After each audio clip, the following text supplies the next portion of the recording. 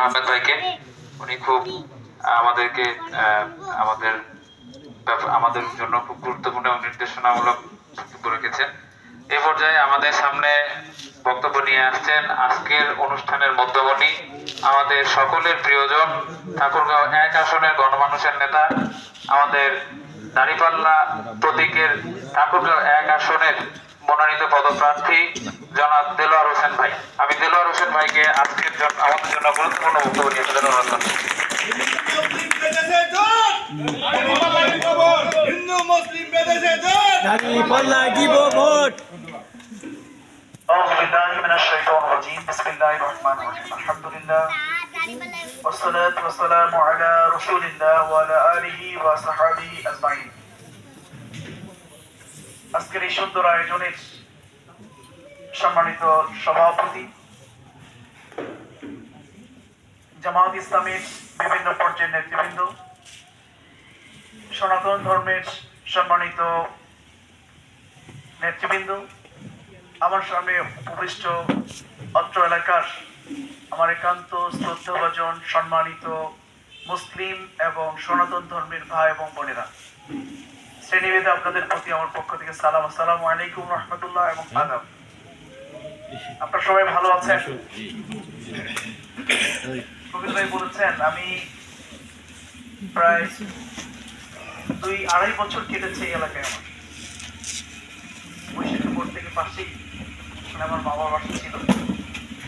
98, 99, 2000 এই সময়গুলোতে আমি এখানে কাটিয়েছি এবং তখন এত বাসা হয়নি, অনেক ফাঁকা মাঠ ছিল। এই ফাঁকা মাঠগুলোতে আমরা ক্রিকেট খেলেছি, ফুটবল খেলেছি, অনেক খেলাধুলা করেছি এই মাঠে। অর্থাৎ বলা যায় যে আমার তারুণ্যের একটা বড় সময় কেটেছে এই এলাকায়, এই পাড়ার মধ্যে। সেই পাড়ার মধ্যে আজকে আমি কথা বলবার সুযোগ পেয়েছি, আলহামদুলিল্লাহ। আপনাদেরকে আপনার সুযোগ করে দিয়েছেন আমাকে কথা বলবার। আমার সামনে এই দৃশ্যটা দেখে আমার খুব ভালো লাগছে যে আমার মুসলিম বোন এবং সনাতন ধর্মের বোনরা পাশাপাশি বসেছেন। আমার মুসলমান ভাই এবং সনাতন ধর্মের ভাইরা পাশাপাশি বসেছেন। এই যে মিলন মেলা, এই যে পাশাপাশি বসে একে অপরের প্রতি আপনারা যে ভ্রাতৃত্ব দেখিয়েছেন, এটাই হোক আগামী দিনের আমাদের পথ চলা। আমরা চাই এভাবেই আগামী দিনের সম্প্রীতির যে সমাজ, সম্প্রীতির ঠাকুরগাঁও, সম্প্রীতির বাংলাদেশ আমরা গড়ে তুলব ইনশাআল্লাহ। ধর্মভেদে কখনোই যেন আমাদের মধ্যে কোনো পার্থক্য তৈরি না হয়। আমরা যেভাবে মুসলিমদের কোনো বিপদ মুসিবতে যেভাবে আমরা সনাতন ধর্মের ভাই এবং বোনেরা ছুটে যাব, আমাদের সনাতন ধর্মের ভাই এবং বোনদের বিপদ মুসিবতে আমার মুসলমান ভাই এবং বোনেরা ছুটে যাবে। এটাই হবে আগামী দিনের সম্প্রীতি ঠাকুরগাঁর কালচার ইনশাআল্লাহ। আমরা চাই ধর্ম যার যার, সবাই তার ধর্ম পালন করবে। মুসলমানরা মুসলমানদের ধর্মকর্ম পালন করবে, তাদের ধর্মীয় যে আচার অনুষ্ঠান তারা পালন করবে। পাশাপাশি হিন্দুরা, সনাতন ধর্মের ভাই বোনেরা তাদের ধর্মগুলো তাদের মতো করে পালন করবে। কিন্তু কেউ কারো উপরে কোনো হস্তক্ষেপ করবে না, কেউ কারো উপরে অনধিক চর্চা করবে না। এটাই হলো আমাদের প্রত্যাশা এবং এটাই কাম্য এবং এটাই হতে হবে সামনে। আমি চাই আমাদের ধর্মীয় প্রতিষ্ঠান যেগুলো, মসজিদ যেভাবে পাহারা দিতে হয় না, এমনি নিরাপদে সেখানে স্বাধীনভাবে মানুষ, মুসলমান ভাইরা যায়, বোনেরা যায়, সেখানে ইবাদত বন্দেগী করে, আবার স্বাধীনভাবে ফিরে আসে। আমরা চাই মন্দিরগুলো এভাবেই স্বাধীন হয়ে যাক, স্বাধীনভাবে সেখানে সনাতন ধর্মের ভাই এবং বোনেরা সেখানে যাবেন, তাদের ধর্মীয় আচার অনুষ্ঠান পালন করবেন, আবার স্বাধীনভাবে ফিরে আসবেন। এখানে যেন নিরাপত্তার ব্যবস্থা আর না লাগে, এই ধরনের সামাজিক নিরাপত্তার ব্যবস্থা রাষ্ট্রকে নিতে হবে, রাষ্ট্র এটি করবে ইনশাআল্লাহ। সম্মানিত ভাই এবং বোনেরা, আজকে অনেক অপপ্রচার আছে আমাদের নিয়ে। আমরা রাষ্ট্র ক্ষমতায় আসলে মন্দির থাকবে না, পূজা থাকবে না, হিন্দু বোনদেরকে নাকি আমরা বরকা পরিয়ে দেব, তারা সিঁদুর পড়তে পারবে না, শাখা পড়তে পারবে না। কত ধরনের যে অপপ্রচার আজকে আমাদেরকে নিয়ে আছে, অথচ একটি কথাও জামাত ইসলামের কোনো কর্মীর মুখ থেকে বের হয় না। আমাদের মুখ থেকে কিন্তু এরকম কথা বলা হয়নি। এই স্বাধীনতার আগে এবং স্বাধীনতার পরে এখন পর্যন্ত জামাত ইসলামের কোনো কর্মী, কোনো নেতা এই কথা বলেনি যে আমরা রাষ্ট্র ক্ষমতায় গেলে কিন্তু হিন্দু রাখবো না। আমরা কিন্তু কখনোই বলিনি আমরা রাষ্ট্র ক্ষমতায় গেলে হিন্দু বোনদেরকে বোরখা পরিয়ে ছাড়বো। আমাদের মুসলমান অনেক বোনেরাও তো বোরখা পরে না, তাদেরকে পর্যন্ত এখন পর্যন্ত আমরা বলি না যে তোমাদেরকে বোরখা পরাতে বাধ্য করব। সেই জায়গায় আমার হিন্দু ধর্মের বোনদেরকে কিভাবে আমরা বলি যে আপনারা বোরখা পরবেন, আপনারা বোরখা পরতে পারবেন? সম্পূর্ণ মিথ্যা প্রচারণা, ভোটের রাজনীতি। দেখুন, আমি এই জন্য খুব খোলামেলা বলি, এই ঠাকুরগাঁও 22টা ইউনিয়ন, 12টা পৌরসভার ওয়ার্ডের প্রত্যন্ত অঞ্চলে আমি ঘুরে বেরিয়েছি। আমার মতো অত প্রত্যন্ত অঞ্চলে এই ঠাকুরগাঁওর কোনো রাজনীতিবিদ ঘুরে বেরিয়েছে আমার বিশ্বাস হয় না, আমি চ্যালেঞ্জ করে বলবো পারেনি। এই ঠাকুরগাঁওর 22টা ইউনিয়নের এমন কোনো ওয়ার্ড নেই, একটা ইউনিয়নে তো 9টা ওয়ার্ড, আবার একটা ওয়ার্ডের অধীনে প্রায় 7টা 8টা 10টা পর্যন্ত গ্রামও আছে, পাড়া মহল্লা আছে। আমার দৃঢ় বিশ্বাস এমন কোনো ওয়ার্ড নেই যে ওয়ার্ডে আমার পদচারণা হয়নি, আমি যাইনি, আমি কথা বলিনি, আমি সরজমিনে সেখানকার মানুষের সাথে কথা বলিনি। শুধু ওয়ার্ড না, ওয়ার্ডের অধীনে পাড়া মহল্লাগুলো তো আমি ঢুকে গিয়েছি। 1 বছর ধরে এই কাজটা করেছি, শুধুমাত্র আমার এই ঠাকুরগাঁওর মানুষদের নিজে গিয়ে সশরীরে গিয়ে নিজের চোখে তাদের সমস্যাগুলো দেখার জন্য, বোঝার জন্য, নোট ডাউন করার জন্য। যদি আল্লাহ কখনো আমাকে সুযোগ দেন যেন এই সমস্যাগুলো আর কারো কাছ থেকে শুনে নয়, আমি নিজেই যেহেতু দেখে এসেছি, আমি যেহেতু নোট ডাউন করেছি, সুতরাং এগুলোর সমাধানের যথাযথ উদ্যোগ যেন আমি গ্রহণ করতে পারি। এই জায়গাগুলোতে গিয়ে অনেক সনাতনী ধর্মের ভাই এবং বোনদের পাড়ায় মহল্লায় ঢুকেছি। আগে কি হয়েছে তা বলবো না, কিন্তু 5ই আগস্টের পরে অনেক বোন আমাকে কেঁদে কেঁদে বলেছে যে ভাই, কখনো কাউকে বলতে পারি না, আমাদের মনের কষ্টগুলো, ব্যথাগুলো কাউকে বলতে পারি না। যখন 5ই আগস্টের রাতে যখন আমার চোখের সামনে আমার বাড়িঘর লুটপাট করে যখন নিয়ে গেল একটা রাজনৈতিক দলের নেতা কর্মী, আমার চোখের সামনে যখন আমার অনেক কষ্টের পুষা নিজ হাতে লালন পালন করা সেই গাভীটি যখন আমার চোখের সামনে দিনে চলে গেল, আমি কিছুই বলতে পারি। একজন ভাই যখন কেঁদে কেঁদে বললো যে ভাই, আমার ওই সময় আমার দোকানে লক্ষ লক্ষ টাকার মালামাল ছিল, আমি চোখে দেখলাম যে মানুষগুলোকে আমি চিনি, সম্পর্ক আছে তাদের সাথে, একটা রাজনৈতিক দলের সেই নেতা কর্মীরা আমার দোকানটা লুটপাট করে সব আমাকে পথে বসিয়ে। দেখুন, যারা এই কাজগুলো করেছে, নীরবে চাঁদাবাজি করেছে, নীরবে দখলবাজি করেছে, নীরবে অনেক অকারেন্স করেছে, তারাই আজকে আমার সনাতন ধর্মের ভাই এবং বোনদেরকে আমাদের কাছ থেকে বিচ্ছিন্ন করার চেষ্টা করছে। কারণ তারা বোঝে যে এই সনাতন ধর্মের ভাইদের উপরে, বোনদের উপরে যে অত্যাচার করেছি, যে নির্যাতন করেছি, তারা কখনোই আমাদেরকে ভোট দেবে না। যেহেতু জামাত ইসলাম কখনোই কোনো অত্যাচার, নির্যাতন, হুমকি ধুমকি, দখলবাজির সাথে জামাত ইসলাম সম্পৃক্ত ছিল না, স্বাভাবিক কারণেই এই সনাতন ধর্মের ভাই এবং বোনেরা জামাত ইসলামের দিকে এবার যাবে, দাঁড়িপাল্লাকে ভোট দিবে। এই আশঙ্কায় কিভাবে আমাদেরকে বিচ্ছিন্ন করা যায়, এই ধান্দায় তারা আজকে নানা ধরনের অপপ্রচার করছে। আমার দৃঢ় বিশ্বাস আমার ভাই বোনেরা এগুলো বিশ্বাস করে না, তাদের এই মিথ্যা প্রচারণায় কেউ বিশ্বাস করবে না ইনশাআল্লাহ। আমাদের মধ্যে যে বন্ধন, যে ভালোবাসা, যে মহব্বত তৈরি হয়েছে, ইনশাআল্লাহ আমরা আমাদের এই সামাজিক বন্ধনগুলোকে আমরা ধরে রাখবো এবং যুগ যুগ ধরে এই বন্ধনগুলোকে অক্ষুণ্ণ রাখবো ইনশাআল্লাহ। একটি দেশের, দেখুন, আমাদের এই প্রিয় মাতৃভূমি অনেক রক্ত দিয়ে কেনা, অনেক রক্ত দিয়ে কেনা আমাদের এই প্রিয় মাতৃভূমি বাংলাদেশ। স্বাধীনতার 54 বছর আমরা অতিবাহিত করেছি। দুর্ভাগ্য, আফসোস, আমরা এই বাংলাদেশকে এগিয়ে নিতে পারিনি। আমাদের অনেক পরে, স্বাধীনতা লাভের পরে সিঙ্গাপুর আজকে এশিয়ার অর্থনীতির সিংহ বাঘ বলা হয়। মালয়েশিয়া এগিয়ে গেছে, ইন্দোনেশিয়া এগিয়ে গেছে, আমরা বাংলাদেশ এগিয়ে যেতে পারলাম না। কারণ কি জানেন? 2টা। এক নম্বর হলো প্রতিহিংসা রাজনীতি, আরেকটি হলো দুর্নীতি। এই 2টি জিনিস আমাদেরকে এমন ভাবে কুড়ে কুড়ে নিঃশেষ করে দিচ্ছে, আমাদেরকে পিছিয়ে দিচ্ছে, আমরা এগোতে পারছি না। একদল ক্ষমতায় আসে, সে শেড বনে যায়, আর বাকি সকল মানুষদেরকে প্রজা বানায়, তাদের উপরে জুলুম, নির্যাতন, মিথ্যা মামলা, হয়রানি যা করার সব করে ফেলে। আবার যারা বিরোধী দলে থাকে তারা যখন আবার সরকারি দলে যায়, তারা আবার এর প্রতিশোধ নেয়। এই প্রতিশোধের আগুনে কত মানুষের জীবন চলে গেল, কত রক্ত ঝরলো, কত মানুষ পঙ্গুত্ব বরণ করলো, কত মানুষকে যে দিনের পর দিন, বছরের পর বছর জেল খাটতে হলো, তার কোনো সীমার পরিসীমা নেই। এই অবস্থা কি আর সামনের দিনে চলতে দেওয়া যায়? আমি দৃঢ়ভাবে বিশ্বাস করি এদেশের মানুষ আর এই রাজনীতিকে, এই নষ্ট, পচা এবং দুর্গন্ধযুক্ত রাজনীতিকে আর সামনের দিকে এগোতে দেবে না ইনশাআল্লাহ। আগামী 12ই ফেব্রুয়ারি এই নির্বাচনের মধ্য দিয়েই এই পচা দুর্গন্ধযুক্ত রাজনীতির অবসান ঘটিয়ে নতুন সুন্দর ভালোবাসার রাজনৈতিক কালচার উপহার দেবে ইনশাআল্লাহ। আমরা এগিয়ে যেতে চাই। আরেকটা হলো দুর্নীতি। রন্ধে রন্ধে ঢুকে গেছে সমাজ এবং রাষ্ট্রের, রন্ধে রন্ধে ঢুকে গেছে দুর্নীতি। আমার বিধবা বোনেরা বলে যে একটা বিধবা ভাতার কার্ড পাওয়ার জন্য তাকে যেভাবে নেতাদের পিছনে ধর্ণা দিতে হয়, যেভাবে হাদিয়া তোফা দেওয়ার পরে তাকে এই কার্ডটা সংগ্রহ করতে হয়, কষ্ট লাগে। সরকার দেয় ফ্রি।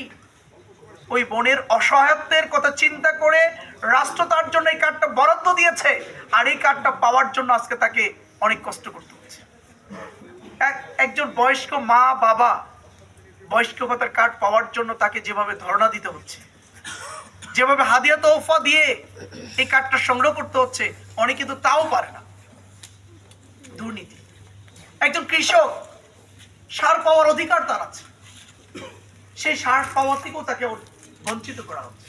মাঝখানে সিন্ডিকেট কৃষকদের পর্যন্ত সেই সার পৌঁছাতে দেয় না।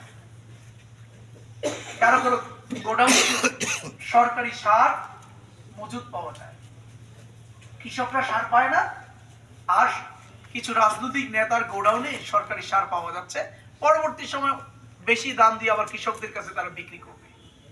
এই হলো দুর্নীতি। এই দুর্নীতিকে যদি আমরা বন্ধ করতে না পারি, এই দুর্নীতির গলা যদি টিপে হত্যা করতে না পারি, এদেশকে নিয়ে এগোনো যাবে না ভাই আমার। এই জন্যই আমরা আপনাদের সামনে দাঁড়িয়ে কথা বলছি। আমরা দুর্নীতিকে গলা টিপে হত্যা করতে চাই, আমরা প্রতিহিংসার রাজনীতি উঠে ফেলতে চাই, আমরা সহনশীল ভালোবাসার রাজনৈতিক কালচার আমাদের সমাজ, আমাদের রাষ্ট্রের মধ্যে প্রতিষ্ঠিত করব। দল থাকবে, রাজনৈতিক নেতা থাকবে, রাজনৈতিক কর্মী থাকবে, তাদের মধ্যে ভালোবাসা থাকবে, তাদের মধ্যে মহব্বত থাকবে, তাদের মধ্যে সম্প্রীতি থাকবে, তাদের মধ্যে কোনো প্রতিহিংসা থাকবে না। এই ধরনের রাজনৈতিক কালচার আগামী দিনে আমরা এই সমাজে, আমাদের রাষ্ট্রে আমরা প্রতিষ্ঠিত করবো ইনশাআল্লাহ। এবং দুর্নীতি রোধের মধ্য দিয়ে আমরা নিজেরা কখনো দুর্নীতি করি না, কাউকে দুর্নীতি করতে দেব না ইনশাআল্লাহ। আমরা স্পষ্টভাবে বলছি, আমরা যদি নির্বাচিত হতে পারি, রাষ্ট্রের কোনো ফ্যাসিলিটিস এমপি হিসেবে আমরা গ্রহণ করব না। স্পষ্ট ভাষায় ঘোষণা করছি, কখনো যদি সুযোগ হয় আপনাদের, আমাকে পাল্টা প্রশ্ন করবেন, আমাকে জবাবদিহিতার কাজ দাঁড় করাবেন। যেদিন করবেন সেদিনে আমি মনে করব আপনি হলো প্রকৃত নাগরিক। রাষ্ট্র আপনাকে সাহস দিয়েছে, অধিকার দিয়েছে, রাজনৈতিক নেতাদের গাড়ি রোধ করে, সামনে তাদের পথ রোধ করে আপনি বলবেন আপনাকে আমরা নির্বাচিত করেছিলাম। আপনার কাছে আমার প্রশ্ন, এই প্রশ্নটার উত্তর দিয়ে আপনাকে যেতে হবে। যখন নাগরিকরা সাহসিকতার সাথে এই কাজটা করতে পারবেন, তখনই বুঝবেন বাংলাদেশে কি না।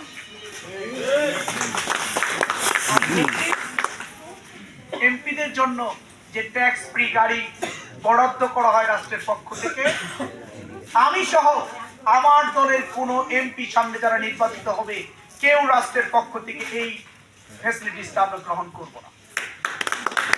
আমরা স্পষ্ট করে বলছি, এমপিদের জন্য আপনারা জানেন ঢাকার খুবই ভালো লোকেশনে প্লট বরাদ্দ দেওয়া হয়।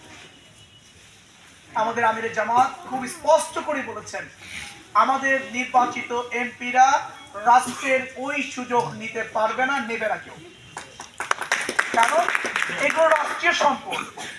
রাষ্ট্রীয় সম্পদ মানেই হলো জনগণের সম্পদ। জনগণ আমাকে ভোট দিয়ে নির্বাচিত করে আমাকে বিলাসবহুল গাড়ি আর বিলাসবহুল ফ্ল্যাটে তোলার জন্য আমাকে কিন্তু ভোট দেয়। জনগণ আমাকে জনপ্রতিনিধি বানিয়েছে তাদের খোঁজ খবর নেওয়ার জন্য, তাদের সেবা করার জন্য। আমি সেবার পরিবর্তে নিজে জনগণের সেবা নেব, এটা হতে পারে। এই জন্য আমরা এই রাষ্ট্রের পক্ষ থেকে আনবো, আমার জনগণের কাছে আমরা বুঝিয়ে দেব যে তোমাদের জন্য এগুলো এসেছে, এই বুঝিয়ে দিলাম। এবং কখনো কখনো আপনাদের সামনে দাঁড়িয়ে আবার বলবো, আপনাদের কোনো অভিযোগ থাকলে বলবেন। এই ধরনের স্বচ্ছতা, জবাবদিহিতামূলক সমাজ, রাষ্ট্র কাঠামো আগামী দিনে আমরা গড়ে তুলব। এই বাংলাদেশকে যদি পরিবর্তন করতে হয়, আমাদের সমাজকে যদি পরিবর্তন করতে হয়, আমাদের রন্ধে রন্ধে ঢুকে যাওয়া দুর্নীতিকে যদি নির্মূল করতে হয়, চাঁদাবাজি সন্ত্রাসী আমাদের শান্তির ঘুমকে অশান্তি করে তুলেছে, নষ্ট করে দিয়েছে।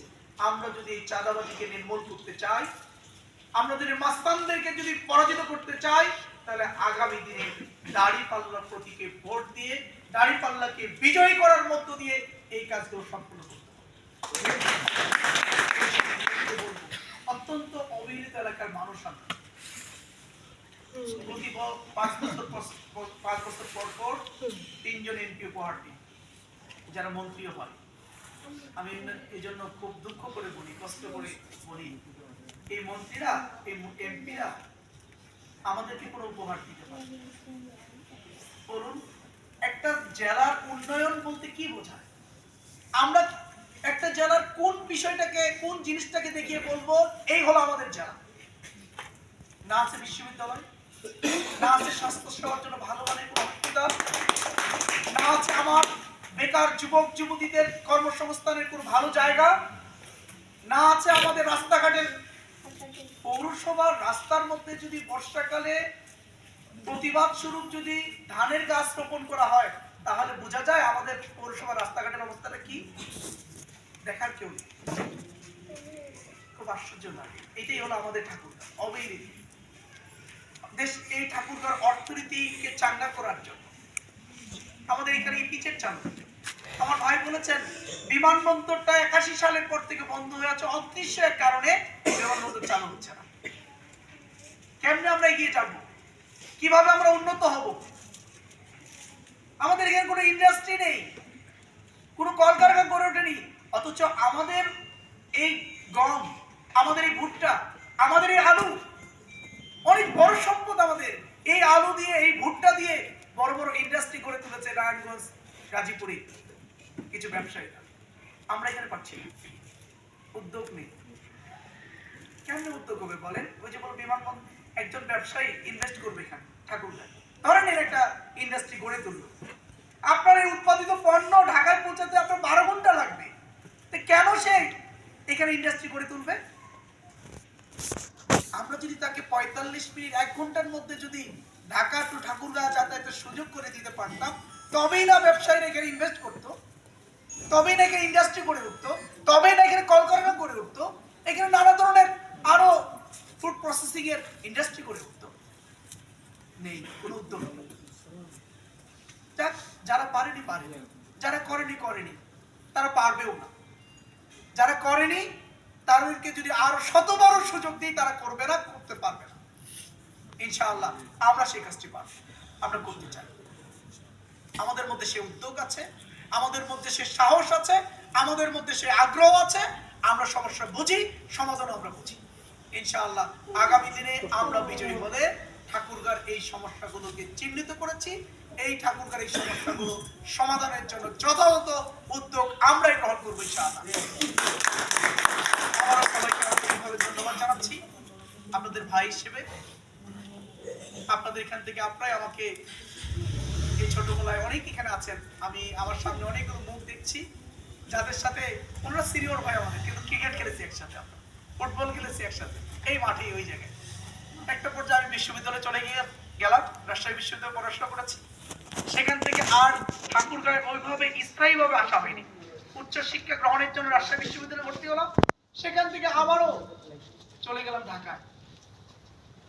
এরপরে মাঝে মাঝে শুধু আসা হয়েছে, মাঝে মাঝে আসি, মাঝে মাঝে কিছু কাজ করি, স্থায়ীভাবে আসা হয়নি। ইনশাআল্লাহ আমি ঠাকুরগার জন্য কাজ করতে চায়, ঠাকুরগার জন্য কাজ করতে চায়। আপনারা আমার জন্য দোয়া করবেন।